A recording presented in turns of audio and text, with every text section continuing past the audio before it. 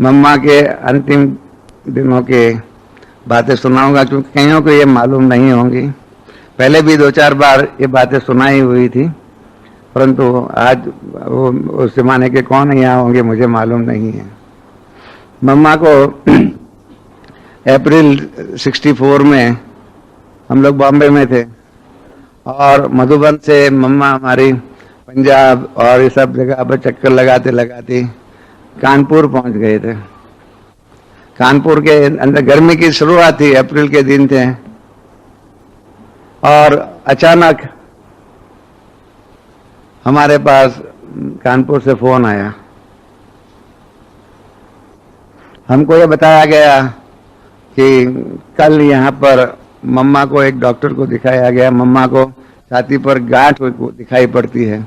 तो इसीलिए हम लोग चिंतित हो गए और हम लोगों ने कानपुर के अंदर एक वहाँ के नामी ग्रामी डॉक्टर को दिखाया। उस डॉक्टर ने कहा कि ये गांठ कुछ विचित्र लगती है, उसके बारे में मातेश्वरी जी को बम्बई भेजना चाहिए और वहाँ जाकर के टाटा हॉस्पिटल के अंदर इसके बारे में इंक्वायरी करनी चाहिए। तो इन्होंने बताया, कानपुर वालों ने हमको, कि हमने बाबा से बात किया है। बाबा ने कहा है कि पहले मम्मा आबू आए और आबू आने के बाद बाबा क्या करना चाहिए क्या नहीं करना चाहिए उसके बारे में बाबा नक्की करेंगे और उसके बाद आगे का फैसला करेंगे। तो मुझे ये बात जची नहीं। मैंने कहा बाबा से बात करूं मैंने कानपुर वालों को कहा कि मैं अभी, उस जमाने में ट्रंक कॉल टेलीफोन बहुत रेयरली, अभी तो क्या होता है कुछ भी होता है दिन में 10 बार हम लोग फोन करते हैं, उस जमाने में तो रेयरली कभी कभी फोन होता था। तो हमने कहा कि मैं अबू में फोन करता हूं और बाबा से बात करता हूं और उसके बाद आप मम्मा की टिकट अबू की बुक करना। तो उन्होंने पूछा आप क्या चाहते हैं? तो मैंने बताया कि मैं चाहता हूं कि इन सब बातों में तो जितनी जल्दी से जल्दी हो सके इसका डायग्नोस होना चाहिए। शायद वहाँ कानपुर का डॉक्टर गलत भी हो सकता है और अगर सच भी है तो भी जल्दी करने से, ट्रीटमेंट करने से बहुत कुछ फायदे हो सकते हैं। मैंने मधुबन में फ़ोन लगाया, उस जमाने में अर्जेंट फ़ोन होते थे, लाइटनिंग कॉल तो अभी उस टाइम पर आया नहीं था, खाली ऑर्डिनरी और अर्जेंट फ़ोन। तो अर्जेंट फ़ोन लगाया, बाबा फ़ोन पर आए। मैंने बाबा को कहा, बाबा ने कहा कि बच्चे मालूम पड़ा अपनी मम्मा को क्या हुआ है? मैंने कहा हाँ मालूम पड़ा। तो बाबा आप आबू में क्यों बुलाते हैं? आप मम्मा को बॉम्बे भेजो ना डायरेक्ट कानपुर से। तो बाबा एकदम गंभीर हो गए। बाबा ने कहा मैं तो चाहता हूं वहां पर भेजूं, परंतु मम्मा को रखूं क्या बॉम्बे में? विश्व महारानी लक्ष्मी बनने वाली के लिए बॉम्बे में बाबा ने कहा कि रहने की जगह नहीं है और ऐसे ऑपरेशन के टाइम पर कहाँ रहेंगी? तो मैंने कहा क्यों आपको ये प्रश्न क्यों होता है? मुझे समझ में नहीं आता है। हमारा घर है, हमारे घर में रहेंगी। पहले भी इस प्रकार से रही हुई है, 8 मास रहे और भी उसके बाद 2 मास रहे और उस प्रकार से हमारे घर में आकर के रहेंगे। कहा आपका पुराना घर तो अभी चला गया है, छोड़ दिया है। हमने कहा जो भी है, घर के अंदर अगर माँ किसी की बीमार होती है तो माँ को कोई धर्मशाला में छोड़ने को जाता है क्या? वो तो घर में ही एडजस्टमेंट करके घर के ही अंदर तैयारी करके संभाल के पूर्वक रखते हैं। तो मैंने बाबा कहा नहीं, परंतु फिर भी मम्मा को कैसे होगा? तो फिर हमने बाबा को याद किया कि अभी बाबा के सामने वकालत करनी है। तो मैंने बाबा को कहा बाबा ये बात आपकी सही है, थोड़ी मम्मा को इनकन्वीनियंस होगी, परंतु उसके सामने में एक बात है कि हमारे घर में डॉक्टर है और आपके ही मुरली में हम सुनते हैं कि पेशेंट के लिए doctor is next to God. हाँ, भगवान के बाद मरीज के लिए सहारा होता है तो डॉक्टर होता है। तो हमने कहा कि मम्मा की ऐसी बीमारी के समय पर तो डॉक्टर की जरूरत पड़ेगी। हमारे लौकिक बहन जो है वो तो 24 घंटा घर में रहेंगी और उसके कारण वो उनका ध्यान रखेंगे और हम आपको गारंटी देते हैं कि मम्मा को कोई भी प्रकार की अंश मात्र भी प्रॉब्लम्स नहीं होंगे। और मैंने कहा कि आप दादा विश्व किशोर को आज ही भेज दीजिए, कल सुबह वो पहुंच जाएंगे। मम्मा की ट्रेन जो है अगर आज निकलेंगे तो कल दोपहर में 1 बजे तक पहुंचती है, उसके पहले दादा विश्व किशोर आ जाएंगे, हम आगे का कारोबार करेंगे। तो बाबा ने कहा कि बच्चे बहुत ही, ये तेरी बात जो है बहुत अच्छी बात है। बाबा के सिर पर ये जो बोझ था कि हमारी मम्मा ऐसी बीमारी के समय पर कहाँ रहेंगी, वो बाबा के ऊपर जो बोझ था वो तूने दूर कर दिया। बाबा इसका तुझे एक्स्ट्रा मदद देंगे। मैंने कहा बाबा हमको ये मदद नहीं चाहिए। घर में माँ बीमार होती है तो उसकी हम तो सेवा करते हैं, तो उसमें मदद की क्या जरूरत है, ये तो हमारी फर्ज है, ये हमारी फर्ज अदाई है। हाँ, जिसको कहते हैं ना, हम अपना ऋण जो है, अपना कर्तव्य जो है वो हम अदा कर रहे हैं, हमको बाबा इसका एक्स्ट्रा मदद नहीं चाहिए। ये तो हमने हमारी फर्ज बजाई है। हमारी जैसे कि लौकिक माँ जो है, इस प्रकार से ये भी हमारी विश्व मातेश्वरी है। इस प्रकार से बाबा ने कहा कि ठीक है, आप कानपुर वालों को बोल दो। मैंने कहा नहीं बाबा, मेरा कौन सुनेगा। जब आपने पहले बोल दिया है कि कानपुर वालों को आबू में भेजो, आप फोन करेंगे तो आपका सुनेंगे, मेरा कोई नहीं सुनेगा। बाबा ने कहा ये बात भी सही है, मैं भी फोन करता हूँ, आप भी फोन करना, और आप कहना मेरे नाम पर, क्योंकि बॉम्बे से कानपुर जल्दी मिलेगा। आबू की टेलीफोन लाइन तो जो है ना, यहाँ पर सब बैठे हुए हैं, अनुभवी है आबू की टेलीफोन लाइन। तो अभी तो काफी फिर भी अच्छी हुई, उस जमाने में तो एक ही टेलीफोन था, टेलीफोन नंबर 2, 3, उसके अलावा कोई टेलीफोन भी नहीं था। हमने कानपुर में फोन कर दिया, बोल दिया कि मम्मा का ऐसे बाबा ने कहा वह हमारे घर पे रहेंगे और बॉम्बे आने की टिकट बुक कर दो। इन्होंने कहा हम कैसे आपकी बात को माने। मैंने कहा कि ये बात सही है, आप हमारी बात को नहीं मानेंगे और आपको नहीं मानना चाहिए मेरी बात को, क्योंकि मम्मा है, मम्मा के जीवन की बात है, ये बीमारी की बात है। तो बाबा आपको फोन कर रहे हैं, तो आप फोन बंद नहीं, अपने और कोई बातों में एंगेज नहीं रखना, इसी फोन पर आपको आ जाएगा। 15-20 मिनट में बाबा का भी फोन लग गया, बाबा ने बोल दिया। और फिर मैंने कानपुर वालों को बोला था कि बाबा का फोन आ जाए, इसके बाद आप हमको कंफर्म करना कि आप मम्मा को बॉम्बे भेज रहे हैं या आबू भेज रहे हैं। बाबा का फोन आ गया, कानपुर वालों ने हमको फोन किया कि हम टिकट बुक कर रहे हैं, टिकट मिल जाएंगी। और दूसरे दिन दादा विश्व किशोर भी आ गए और सब कुछ बंदोबस्त हमारे घर के अंदर, हमको जो भी एडजस्टमेंट करना था, फर्नीचर, एक 24 घंटा मिल गया। उस 24 घंटे में हमने सब बातों का बंदोबस्त कर दिया। करके दूसरे दिन लेने को गए। तब हमारी जमुना बहन जो है, मम्मा की ब्राह्मणी जो थे, उन्होंने बताया अरे हम तो परेशान हो गए ट्रेन में। मैंने कहा क्या हो गया। कहा सारी रात बिजली नहीं थी, फर्स्ट क्लास में थे, उस जमाने में एसी तो था नहीं, फर्स्ट क्लास में थे, परंतु फर्स्ट क्लास में बिजली नहीं, पंखा नहीं, अंधेरे में ही सारी रात वहां से निकले।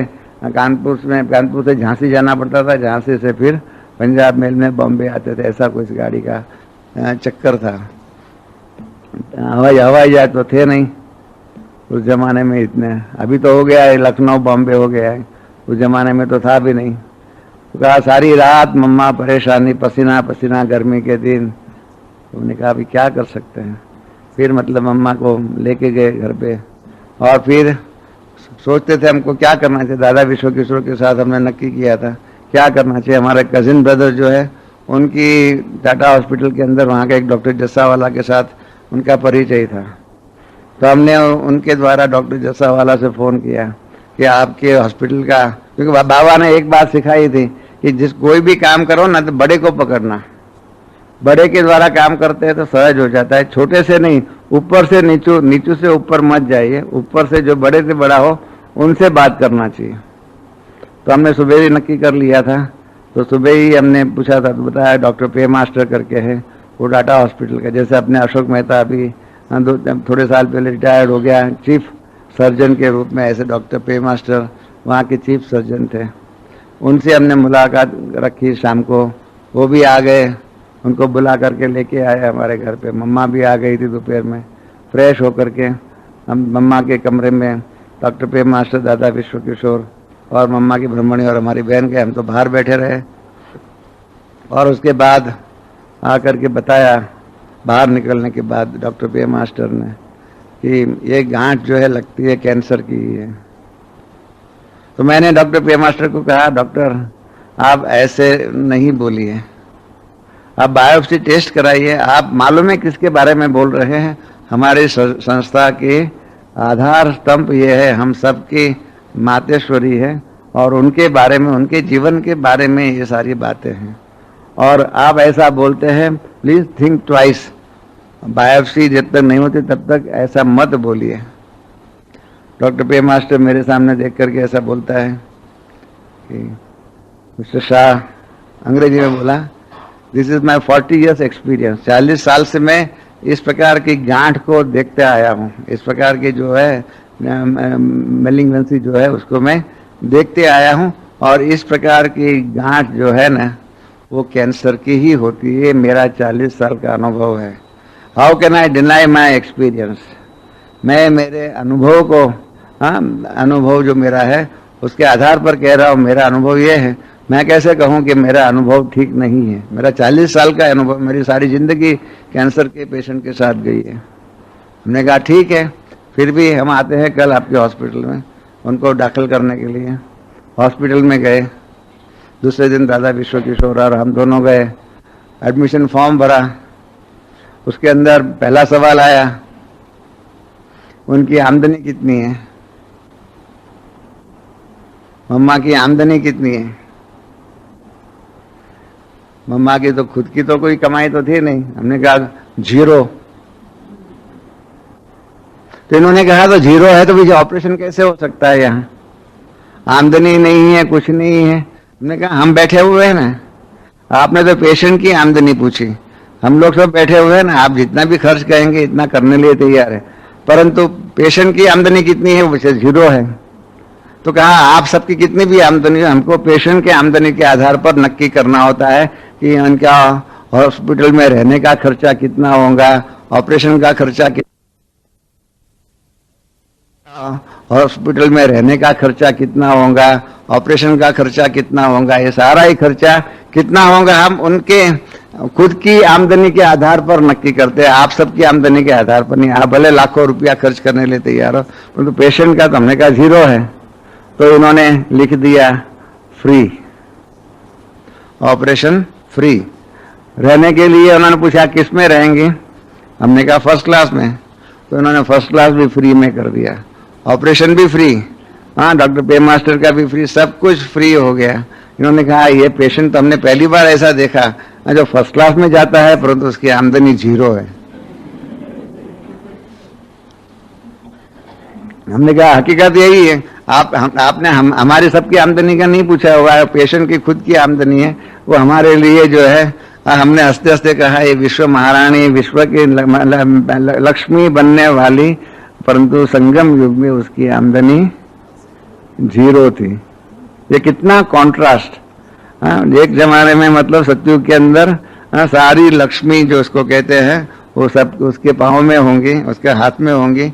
ऐसी विश्व महारानी श्री लक्ष्मी की संगम युग के अंदर जब वो उसने पूछा तो हमने कहा उनकी खुद की आमदनी 0 है। बहुत हमको भी शौक लगा कि हम कैसे कहे कि सतयुग की कमाई तो बहुत होती है ना, हम सबकी भी बहुत सी कमाई होती है, परंतु हम स्थूल में तो दिखाई नहीं पड़ती है। मम्मा की बहुत कमाई होती है जिसके कारण वो विश्व महारानी बनी, इतनी कमाई, परंतु 0 लिखना पड़ा। फिर 2 दिन के बाद मम्मा को हॉस्पिटल में लेके गए, ऑपरेशन फिक्स हो गया। उसके बाद ऑपरेशन थिएटर में ले जाने के टाइम पर वो आए, मैंने और दादा विश्व किशोर ने नक्की किया था कि हम ऑपरेशन थिएटर में हम दोनों लेके जाएंगे, ऑपरेशन का जो वार्ड बॉय जो होता है ना वो उसको लेके नहीं जाएंगे। तो इतने में उन्होंने वार्ड बॉय जो लेने के लिए आए थे उनको कहा कि ठहरिए, इसके पहले एक लड़की का ऑपरेशन है, उसको भी इस प्रकार की गांठ है और उसका बायोप्सी करना है, और अगर बायोप्सी में उसको कैंसर निकला तो उसका लंबा चलेगा, नहीं तो उनका तो आधे घंटे में पूरा हो जाएगा।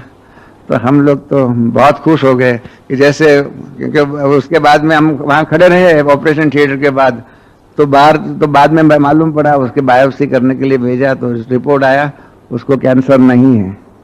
हमने कहा ये तो शकुन तो बहुत अच्छा हो रहा है, और अगर ये इसके पहला पेशेंट का कैंसर नहीं निकला तो मम्मा का भी नहीं निकले तो बहुत ही अच्छा है। पीछे हम दोनों अंदर लेके गए ऑपरेशन थिएटर में, मम्मा को छोड़ करके हम बाहर आए, ऑपरेशन के बाहर खड़े रहे। ऑपरेशन के बाद डॉक्टर ने टिश्यू निकाला, ऊपर लेबोरेटरी में भेजा और रिपोर्ट आया। वो अंदर जाता है उसके पहले हम बाहर खड़े थे ना, हम बताओ, हमारी बहन तो अंदर थी, अनिला बहन, उसने अंदर से आकर के बताया कि रिपोर्ट आया है, कैंसर है, मेलिग्नेंट ग्रोथ है। कैंसर को कहते हैं, मेलिग्नेंसी कहते हैं, तो वो कैंसरस है और इसलिए ऑपरेशन करना ही पड़ेगा। वहाँ से ही टेलीफोन, मेरा एक क्लाइंट था, मैंने उसके पास फ़ोन करके रखा था कि हम आपको ऑफिस बताते रहेंगे, आप माउंट आबू में 23 नंबर जो है उस नंबर पर फ़ोन करते रहना।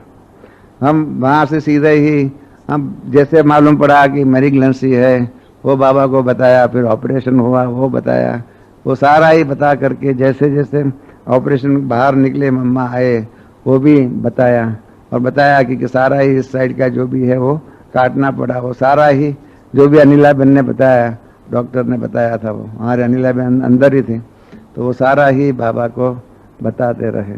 सारा ही दैवी परिवार के सामने ये समस्या हम बड़ी बाबा के बारे में, मम्मा के बारे में आई, सब देखते रहे, सुनते रहे, और हम पीछे ध्यान रखते रहे मम्मा के पास। तो मम्मा की जो जमुना बहन है यहाँ पर बीबी है मधुबन में, उनसे भी आप अपना अनुभव पूछ सकते हैं। इस प्रकार से मम्मा का कारोबार ऑपरेशन का चला, करीब 1-1.5 महीना रहा। मम्मा को ऑपरेशन के बाद हॉस्पिटल में ले जाने का, लाइट आदि देने करने का कारोबार, जो रेडिएशन जिसको कहते हैं, वो होता रहा। रोज मम्मा के साथ जाने का, मम्मा के साथ। मम्मा ने हमको एक दिन कहा कि हमारे कारण आपको भी हॉस्पिटल में आना पड़ता है, ये आपका हिसाब किताब चुक तो हो रहा है। मैंने कहा नहीं मम्मा, मैं इसको नहीं मानता हूँ। इसका मतलब ये हो गया हमारी माँ अगर बीमार है उसके हम हॉस्पिटल में देखने को ले जाते हैं तो उसके कारण क्या हमारा हिसाब किताब चुक तो होता है क्या? ये हमारा हिसाब किताब चुक तो के आप भाषा हमको नहीं बताइए। ये हम हमारी जिसको हम कहते हैं फर्ज अदाई, वो फर्ज अदाई कर रहे हैं। हम ये हिसाब किताब चुकत करने की बात नहीं कर रहे हैं। तो मम्मा ने बहुत अच्छी बात कही कि आपकी धारणा बहुत अच्छी है। कहीं को तो हम कहे ना कि आप फर्ज, आपका हिसाब किताब चुकतो यार कहाँ बराबर है, ऐसा मानेंगे। मैंने कहा मैं ऐसा नहीं मानने के लिए तैयार हूँ। आप हमारी माँ हैं और माँ के लिए अगर हम कुछ करते हैं, हाँ आप सब यहाँ बैठे हुए हैं, आप कहीं यहाँ माताएं बैठी, आपका बच्चा आपके लिए करे, वो आपके हिसाब किताब उसका चुकत होता है या उसकी एक फर्ज अदाई करता है? क्या करता है? हाँ फर्ज अदाई है ना। तो मैंने कहा कि हम भी हमारी फर्ज अदाई कर रहे हैं। हमारा भाई भाग्य बनता है नहीं बनता है वो बाबा के हाथ में। मैं वो उस प्रकार से सोचता नहीं हूँ कि इससे हम आपके साथ में आते हैं, हॉस्पिटल में आते हैं, उसका मेरा भाग्य बनता है। ये मैं इस बात में नहीं जाता हूँ। मैं तो इतना मानता हूँ कि मुझे बाबा ने हमारे फर्ज अदाई करने के लिए, क्योंकि मैंने आपको उस दिन भी बताया कि जब हॉस्पिटल के अंदर फॉर्म भरना था तो मुझे साइन करना पड़ा नियरेस्ट रिलेटिव का। तो नियरेस्ट रिलेटिव के रूप में मैंने साइन किया है। माना जैसे होता है माँ होती है तो उसका बेटा ही जो नियरेस्ट रिलेटिव होता है वो साइन करता है, तो जिम्मेदारी उसकी हो जाती है ना। इस प्रकार से हमने नियरेस्ट रिलेटिव के रूप में साइन किया है। इस प्रकार से 1.5-2 महीना हो गया। उसके बाद मम्मा को आबू ले जाने का था। मैं, उषा, मम्मा और जमुना बहन निकले बॉम्बे से। हम सुबह अहमदाबाद पहुंचे। उस जमाने में अहमदाबाद में कुछ नहीं था, खाना पीना कुछ नहीं। एक बटुक भाई करके एक था, दादी प्रकाशमणि दादी, उनको जानते हैं। उनके पास जब बाबू से जाते थे बटुक भाई के पास, एक सहयोगी आत्मा थे, उनके पास रहते थे। मैंने उनको फोन कर दिया था कि ऐसे ऐसे हम फर्स्ट क्लास में हैं, मम्मा के लिए इस प्रकार से चाय, ये दूध आदि लेके आना। उन्होंने कहा हम नाश्ता लेके आए। हमने कहा नहीं नाश्ता नहीं लाना, खाली चाय दूध लेके आना। दूसरे दिन सुबह अहमदाबाद पहुंचे। आप जानते हैं अहमदाबाद में पहले ट्रेन चेंज करनी पड़ती थी, सामने में मेल होता था, उसमें जाना पड़ता था। तो लेके आया दूध चाय। हमने मम्मा को कहा आप चाय पियो। मम्मा ने कहा कि आपके लिए दूध मंगाया है, आप दूध पियो। मैंने कहा मैं नहीं पीऊंगा। कहा क्यों? मैंने कहा आप तो पेशेंट है, मैं कोई पेशेंट नहीं हूँ। हमारे ज्ञान का सिद्धांत के विरुद्ध में हम कैसे पी सकते हैं। और हमने कहा, हमारी आंखों में पानी आ गया। मैंने कहा कि मम्मा, हमने गुजरात में इतनी सेवा ही नहीं किया है कि आप जैसी जगत जननी के लिए, आपकी इतनी बीमारी के अंदर भी अहमदाबाद के अंदर कोई आपके लिए चाय पानी भी नहीं लेके आ सकता है। ऐसी हमारी गुजरात की ईश्वरीय सेवा जीरो है। तो इसलिए हमको उसका बहुत दुख होता है। फिर भी ये बटुक भाई जो है वो सेवा सहयोगी है, उनकी हमने चाय पिया। मम्मा ने कहा कि नहीं, मैं कहती हूँ ना, मैं दृष्टि देती हूँ और ये आप दूध पी लीजिए और आप फिक्र मत कीजिए, एक जमाना ऐसा आएगा गुजरात की सेवा बहुत बढ़ेंगी। और ये जो आप कहते हो ना अहमदाबाद प्लेटफॉर्म पर कुछ नहीं मिलता, ऐसा नहीं, इनकी एक ड्यूटी हो जाएंगी कि जो भी अहमदाबाद क्रॉस करता रहेगा उन सबको चाय पानी आदि मिलेंगी। तो ये भी मम्मा से अहमदाबाद की यानी गुजरात की सेवा करने का एक वरदान मिला। वो मैं सामने था और इसलिए गुजरात की सेवा बढ़ाने के लिए निमित्त वहाँ मकान आदि बाद में मिला। वो सारी बातें हैं। ट्रेन में हमने मम्मा से बात किया। उन्होंने कहा, मम्मा सफ़र साथ कर रहे हैं ना, तब तो नीचू में एक सीट पर अब मम्मा है, एक सीट में जमुना बहन है, मम्मा के ऊपर की सीट में मैं हूँ, जमुना बहन के ऊपर सीट में उषा है। साथ में है तब तक तो समान लगते हैं सब, पर मंजिल पर पहुंचने के बाद हम अभी तो मुसाफिर हैं, पहुंचने के बाद आप मम्मा बन जाएंगी और हम स्टूडेंट बन जाएंगे। मम्मा ने कहा, नहीं ऐसा नहीं होगा। मैंने कहा, वास्तविकता तो यही है, अंतिम समय में भी यही होगा। सत्युग में जब हम पहुंचेंगे आप विश्व महारानी बन जाएंगे और हम जो है मालूम नहीं, आपकी प्रजा में आएंगे, शाहूकार आएंगे, आपके रिश्तेदार आएंगे, क्या होगा मालूम नहीं है। तो मम्मा हंसते थे, क्या ऐसा नहीं होगा। मैंने कहा, देखना, यहाँ आए तो विश्व किशोर दादा लेके आए थे गाड़ी, तो उसमें बैठे, वो लोग ऊपर गए, दूसरी गाड़ी में हम बैठे। ऊपर आए, बाबा मम्मा संदल पर बैठ गए और हम सामने ही बैठना पड़ा। तो मैं हंसता था। वो मम्मा मम्मा बन गई, बाबा बाबा बन गए और हम जिज्ञासु बन गए। साथ में सफर करने वाले, एक ही डब्बे में, एक ही साथ में, एक ही ट्रेन में होते हुए भी, सफर में साथ में होते हुए भी, मंजिल पहुंचने के बाद सबका अपना अपना पार्ट हो जाएगा। और मम्मा पहले एक क्लास में आई थी, मम्मा ने सब कुछ पूछ लिया, कचहरी भी कर लिया, सब कुछ किया। और बाबा आए, उसके बाद मम्मा ने मम्मा को पूछा कि आप सबसे मिली? हाँ मिली। और फिर बाबा मैंने आपको उस दिन भी कहा था, बाबा की परीक्षाएं बहुत सख्त होती हैं, माया की परीक्षाएं इतनी नहीं होती है। बाबा इतनी, मम्मा ऑपरेशन करा करके आए, सभी आए, तो भी बाबा ने सीधा ही सवाल पूछा, मम्मा अपनी ड्यूटी संभाली, कचहरी कराई? मम्मा ने कहा, हाँ मैंने कराई, कचहरी कराई। तो बाबा ने कहा, देखो मम्मा पास हो गई, मम्मा ने फट से अपनी ड्यूटी संभाल लिया। तो इस प्रकार यहाँ पर मम्मा को हमने छोड़ करके, मतलब यहाँ बाबा के पास छोड़ करके हम तो बॉम्बे चले गए। उसके बाद 3 महीने के बाद बॉम्बे आना था, आते रहे, दिसंबर महीने में भी आए। और फिर लास्ट में जनवरी की 12 तारीख को मम्मा को टाटा हॉस्पिटल में दिखाया। और उसके बाद उसने कहा कि अभी अप्रैल की 12 तारीख, 3 महीने के बाद आपको आना है। और मम्मा पीछे वहाँ से बेंगलोर साइड में गए। मैम बेंगलोर साइड में गए, वहाँ पर 2-3 महीने, 1.5-2 महीने रहे। वहाँ से फिर पुणे आए। तो पुणे के अंदर 12 अप्रैल को आना था, तो 11 अप्रैल को पहुँचना था। पुणे वालों ने बहुत फ़ोन किया कि नहीं, हम तो मम्मा को छोड़ेंगे नहीं, हमको हमारा पेट भरा नहीं है, हमको 1 हफ्ता और यहाँ रखना है। हमने कहा, भाई ये तो ऑपरेशन, ये तो डॉक्टर की बात है, उसने अपॉइंटमेंट दिया है 12 अप्रैल का, हम डॉक्टर पे मास्टर को पूछ करके बताएंगे। डॉक्टर पे मास्टर को बताया क्या, भले हॉस्पिटल ऑफिस में बैठा हुआ था, वहाँ से फ़ोन करता रहता था। शाम को मैंने फ़ोन किया, नीलाबेन फाई की बात थी, वो आए मम्मा 18 तारीख को। और हमारी दोपहर में 12 बजे की अपॉइंटमेंट थी, 11-12 बजे की। तो हमारे अनिला बहन जो है ना, वो मम्मा और जमुना बहन और उषा, मैं समझता हूँ ये चारों ही गए। उषा नहीं थी, नहीं, तीनों ही गए। करुण पोजीशन है, ये हकीकत है, वास्तविकता है। नीचू यहाँ आती है, नीचू में थल्ले में बैठी रहती है बड़ी बहन, एक बड़ी बहन नीचू में बैठी रही थी। तो मैंने उनको, मैं नीचू में गया तो मैंने कहा बहन आप नीचू में क्यों बैठी है, ऊपर आपके नाम का इंतजार हो रहा है। कहा मेरी तबीयत ठीक नहीं है ना, मैं चल नहीं सकती हूँ इसलिए नहीं आती हूँ। तो मैंने कहा आप क्लास में जाते हैं, ऊपर जो है ना वो ऐसा है, इस प्रकार से ऐसे नीचू में बैठे रहेंगे पर ऊपर तक नहीं आएंगी, यह हकीकत है। इसलिए हमने दादी जी से बात किया तो दादी जी ने मुझे ही कहा कि निर्वे रतनमणि दादी और दादी प्रकाशमणि दोनों ही थे, इन्होंने ही मेरे को कहा अरे आपकी गलती है, आप स्ट्रिक्ट क्यों नहीं होते, जो ऊपर नहीं आती, जो बड़ी बहन नहीं आती उनको कहो। दादी जी ने, रतनमणि दादी ने दोनों ने कहा कि 20 जुलाई को आपका पूरा होता है, 21 और 22 जुलाई को फिर से आवे, बड़ी बहन को लेकर के आए, क्योंकि डिसिप्लिन जो है उसका भंग जो है ना वो बड़ी बहनों के द्वारा ही होता है और वो नहीं आती है। क्योंकि मैंने ये कंप्यूटर का एग्जाम्पल बताया, दादी ने कहा ऐसे तो बहुत सी बातें हैं, बड़ी बहनें नहीं आती इसलिए शायद भट्टी का भी ऊपर नीचे प्रोग्राम कर रहे हैं, इतने तक कारोबार में गलतियां हो रही हैं।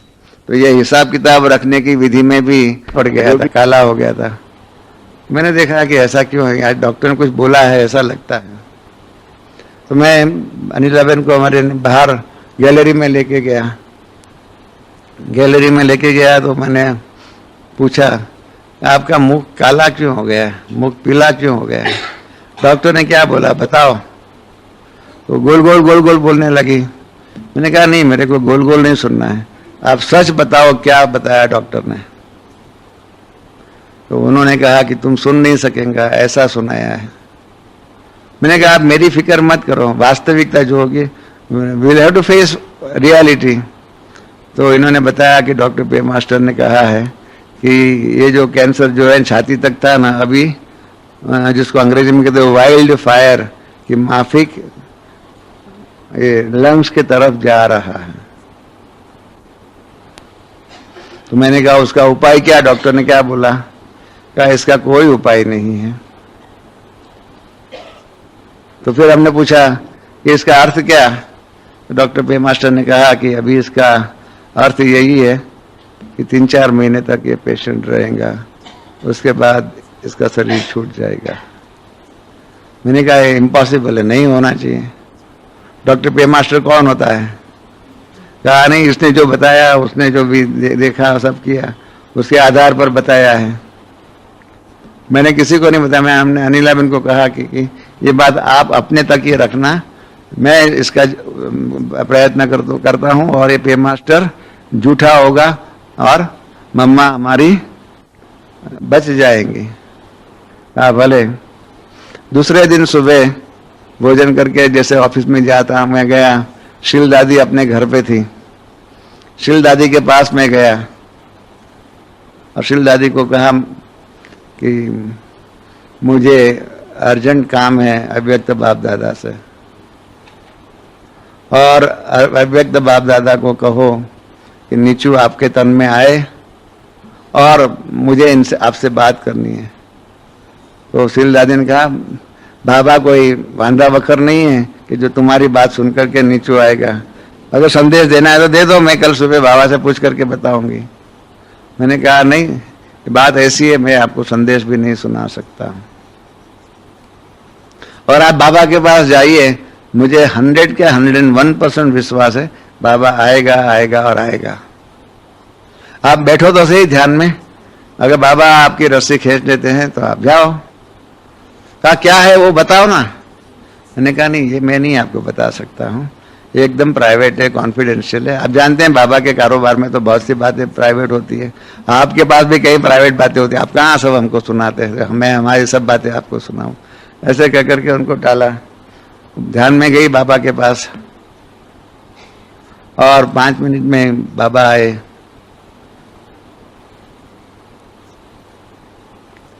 जब बाबा आए तो बस तब तक मेरा जो संयम था ना, वो संयम छूट गया, आंखों से पानी बहने लगा, बोल नहीं सकता था। तो बाबा ने, मेरे हाथ में रुमाल था, वो रुमाल ले लिया और मेरी आंखों से आंसू जो थे न वो पहुंचने लगे। उस टाइम तो उसकी कोई कीमत नहीं थी, आंसू पहुंच रहे हैं, पर अभी बाद में जब मैं, जिसको कहते हैं ना अंतर्मुखी बनकर के इंट्रोस्पेक्शन, उस बात को सोच रहा हूं, तब मैं समझता हूं कि मैं एक बहुत अच्छा भाग्यशाली बाबा का बच्चा हूं।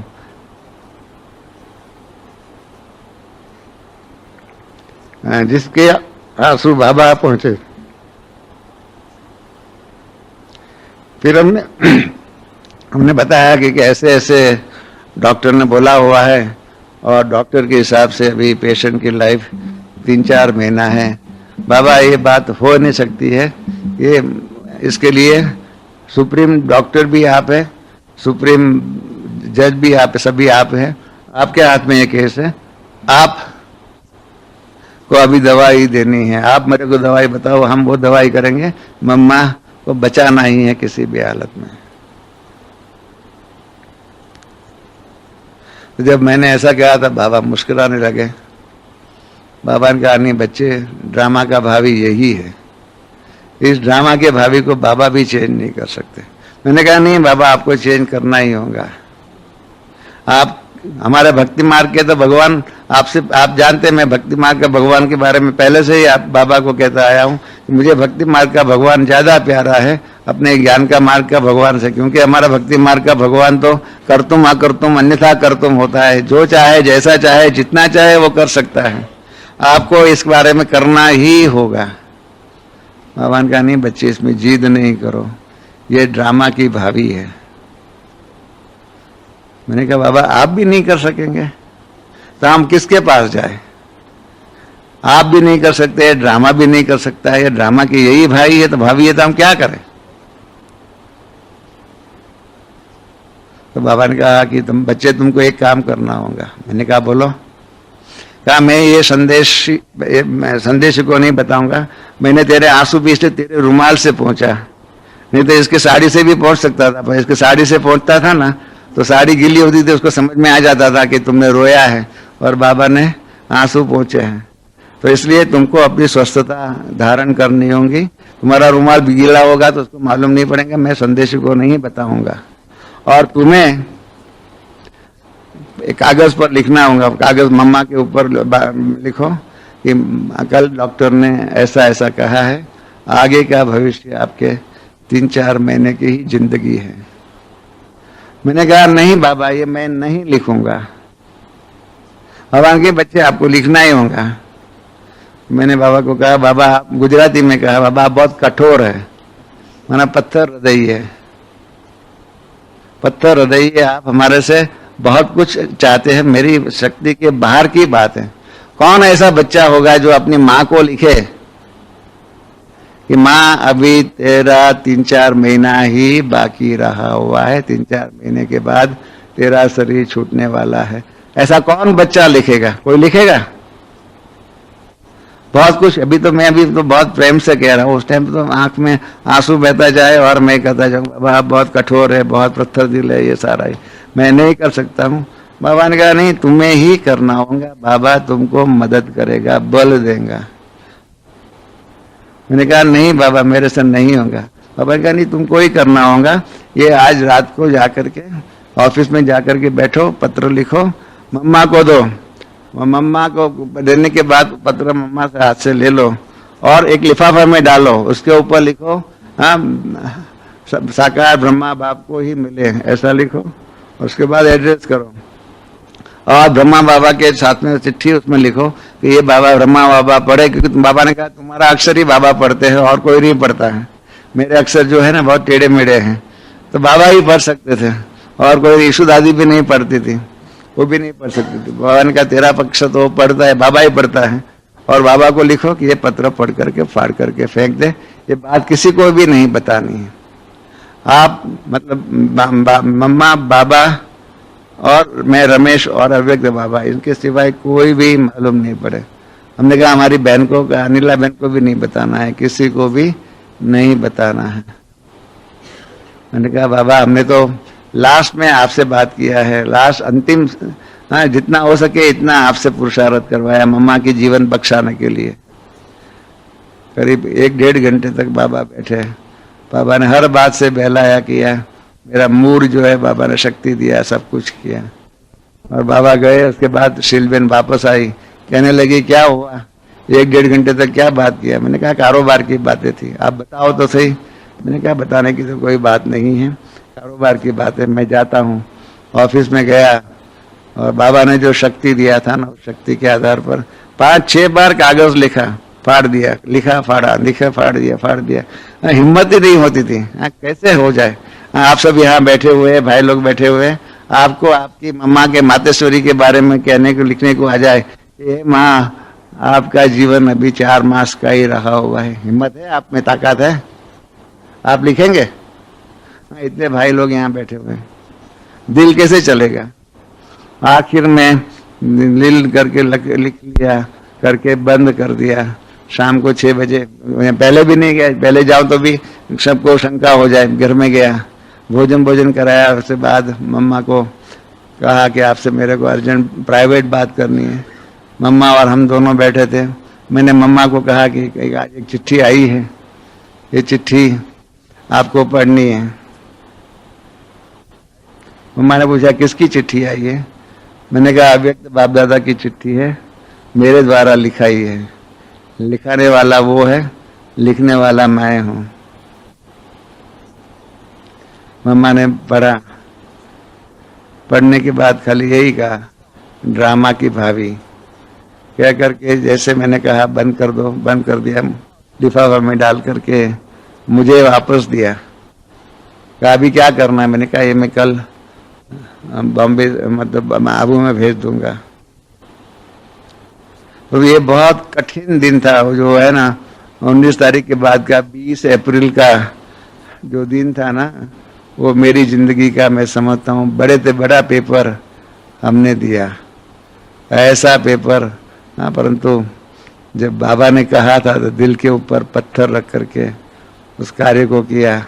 आंखों में से पानी तो बहता रहे, परंतु उस दिन बाबा ने जो आंखों से ऐसा आंसू पोंछे ना, उसके बाद जब तक मम्मा ने शरीर छोड़ा तब तक आंखों में से एक भी बूंद पानी का नहीं गिरा।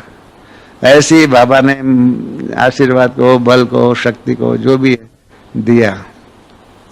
और उसके बाद मम्मा को रोज हॉस्पिटल में ले जाना पड़ता था, उनको रेडिएशन और भी जगह पर, ताकि कैंसर बढ़े नहीं। लंग्स के ऊपर तो रेडिएशन दे नहीं सकते थे, और जगह पर नहीं बढ़े, पेट के ऊपर और सब जगह पर वो सब कराते रहे। और इस प्रकार से करते करते करते फिर मई का एंड आया। फिर डॉक्टर पे मास्टर के पास फिर से दोबारा मम्मा को लेके गए। अनिला बहन अकेली गई थी, मम्मा को अंदर सुलाया था और डॉक्टर पे मास्टर ने कहा कि कैंसर बहुत बढ़ गया है। मम्मा को श्वास की भी बहुत तकलीफ, बहुत कुछ तकलीफ थी।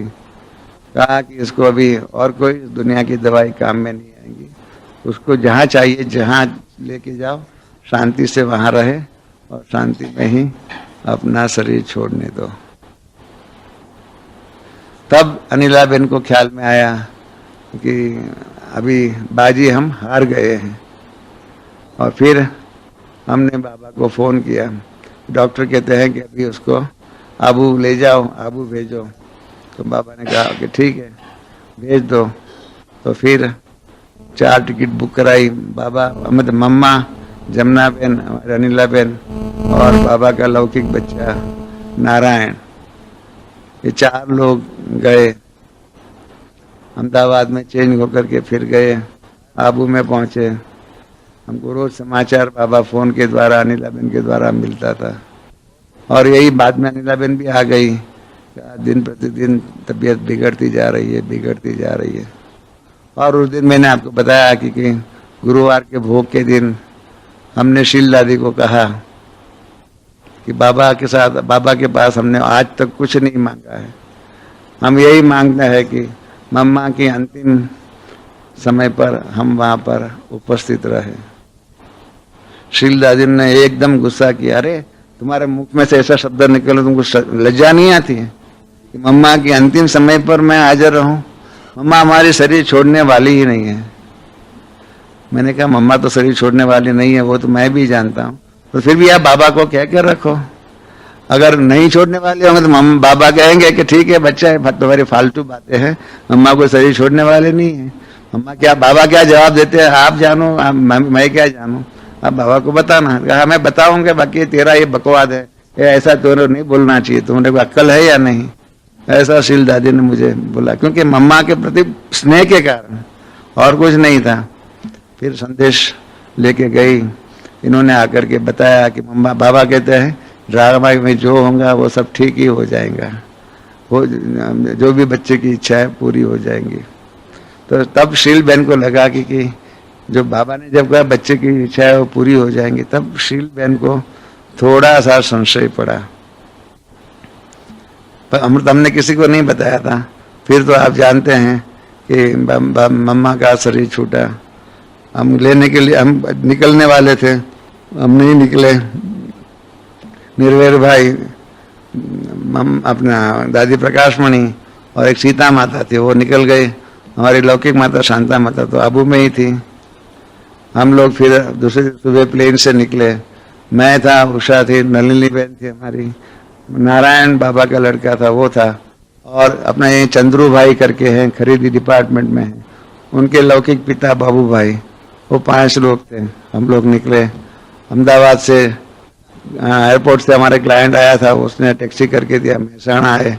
महसाणा से दादी, मैं प्रकाशमणि, इन सबसे मिल गए हम लोग। हमारे साथ हमने खाना पीना कुछ थोड़ा कुछ लिया था, वो उनको खिलाया। वो तो ऐसे ही बैठ गए थे, कुछ भी नहीं था। टिकट का थोड़ा थोड़ा पैसा था मेरे भाई के जेब में, उन्होंने टिकट ले लिया था। उन्होंने प्लेटफॉर्म टिकट लिया था, इसके कारण पेनल्टी नहीं पड़ी थी, ऐसा कुछ हुआ था। हम नीचे पहुंचे, आबू रोड में पहुंचे, और नीचे में भूरी दादी आई थी। इन्होंने कहा कि शमशान में बाप मम्मा को लेके गए हैं, शमशान में आपकी इंतजार कर रहे हैं, और आपके बाद में अग्नि संस्कार होगा। हम ऊपर गए, फूलों की चादर आदि सब लेके गए थे, सब कुछ किया। तो जब अग्नि संस्कार के लिए अग्नि दाह दे रहे थे, तब हमने कहा मम्मा अलविदा। क्योंकि हमने जाने के टाइम पर, हमने आपको कल उस दिन भी बताया था, हमने वो गीत बजाया था, 6 मिनट बाबा के साथ योग किया था, वो जाने वाले हो सके तो लौट के आना। तो वो मतलब वही देखा साकार रूप में, जो 4 जून को मिलना हुआ वो वही हुआ। उसके बाद 24-25 तारीख को ऐसा ही स्थूल रूप में मिलना हुआ, और ड्रामा पूरा हुआ। ओम शांति। और अब यह एक बहुत अच्छी वीडियो भी जरूर देखें।